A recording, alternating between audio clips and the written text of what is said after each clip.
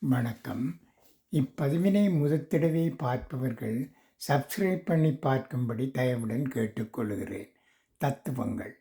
வாழ்க்கையில் சாதனை படைக்க வேண்டுமென்றால் பல துன்பங்களையும் அவமானங்களையும் சந்தித்தே ஆக வேண்டும்.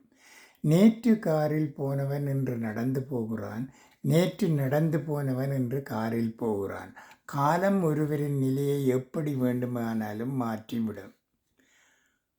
முதுகுக்கு பின்னால் துரோகம் செய்துவிட்டு முன்னால் நின்று காப்பாற்றுவது போல் நடிக்கும் மோசமான மனிதர்களுடன் வாழ்ந்து கொண்டிருக்கிறோம்.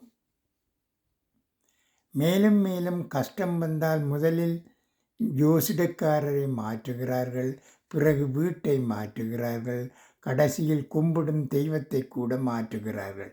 கடைசி வரையில் தன்னை மாற்றிக்கொள்ள மறக்கிறார்கள். நன்றி, வணக்கம்.